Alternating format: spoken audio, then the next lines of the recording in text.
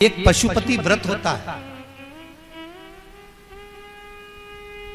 और वो व्रत ऐसा है कि उस व्रत को 5 सोमवार करना चाहिए, कोई से भी 5 सोमवार, जिसमें तुम्हारी मर्जी पड़े।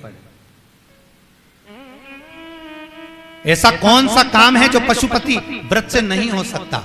जब पशुपति अस्त्र मात्र भगवान राम के तरकश में रखे होने पर लंकाधिपति रावण के प्राण निकल सकते हैं, तो जीवन का वो कौन सा सुख है जो पशुपति व्रत से प्राप्त नहीं हो सकता?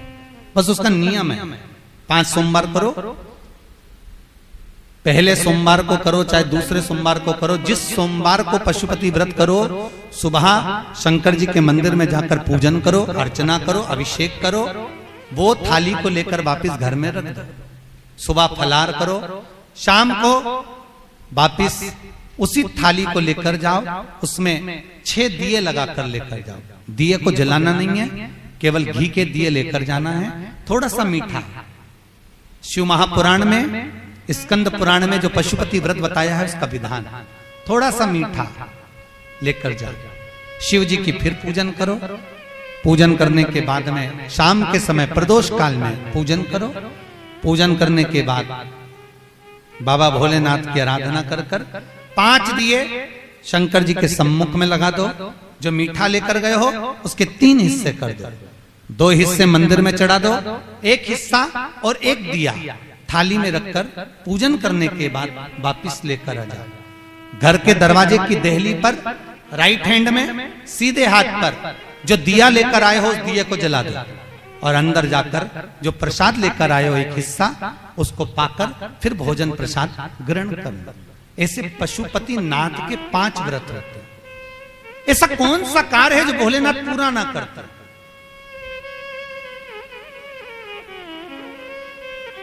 कौन सा कार्य?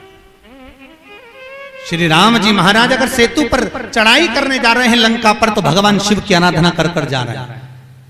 भगवान कृष्ण ने भी भगवान शंकर की आराधना करी, भगवान शिव की आराधना।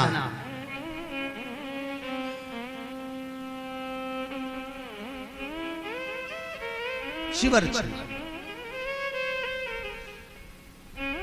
मेरे वेंकटेश भगवान तिरुमाला के शिखर पर अगर तिरुपति बालाजी विराजमान हैं, तो पहले उन्होंने भगवान शिव जी से पूछा कि हम यहां बैठकर तप करना चाहते हैं, आ जाएं? भगवान शंकर ने कहा आओ, और तिरुमाला के शिखर पर बैठकर तप करो, साधना करो, आपकी मर्जी पड़े वैसे निवास करो। मेरे हरि, मेरे तिरुपति नाथ, मेरे बालाजी, मेरे वेंकटेश भगवान कहते हैं, मेरे नारायण कहते हैं, भोलेनाथ हम यहां तप करेंगे और दुनिया के लोग आएंगे तो क्या होगा? शंकर भगवान ने कहा चिंता मत करो, आप तिरुमाला के शिखर पर बैठकर तप करना, मैं कपिलेश्वर महादेव के रूप में बैठकर तुम्हारी रक्षा करूंगा। अगर आप तिरुपति गए होगे तो आपको मालूम होगा, ऊपर तिरुमाला में मेरे नारायण हैं, तो नीचे कपिलेश्वर महादेव में मेरे शंकर बैठकर रक्षा कर रहे हैं। नाथ द्वारा चले जाओ। जब श्री जी बाबा के ऊपर आक्रमण किया गया, भोलेनाथ जी के ऊपर जब श्रीनाथ जी के ऊपर जब आक्रमण किया गया, गोवर्धन नाथ जी की मूर्ति को खंडित करने का जब भाव आया, तब ब्रजवासियों ने शंकर भगवान को घास के पूले में दबाकर बैलगाड़ी में लेकर रात की रात भाग गए।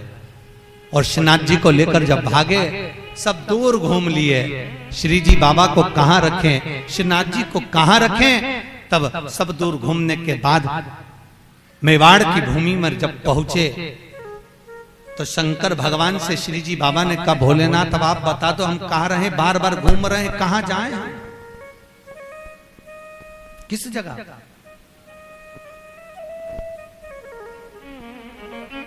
हम कहां जाएं,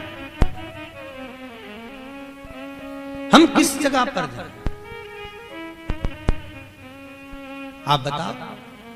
भगवान शिव कहते हैं ठाकुर, हे श्री जी बाबा, आप एक काम करो, आप मेवाड़ की इसी भूमि पर रहिए, आप यहां रहोगे और हम एक लिंग जी के रूप में आपकी रक्षा करेंगे। कभी आप नाथद्वारा जाकर देखना, श्रीनाथ जी में श्री जी बाबा विराजमान है और उनके पास में एक लिंग के रूप में भगवान शंकर विराजमान। कोई ऐसी धरा, कोई ऐसी भूमि, कोई ऐसी जगह जहां शिव ना हो, हर जगह सर्वस्व विराजमान।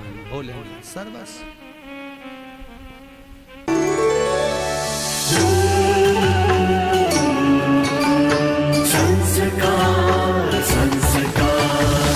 संस्कार, द चैनल ऑफ इंडिया। हमारी संस्कृति, हमारी विरासत।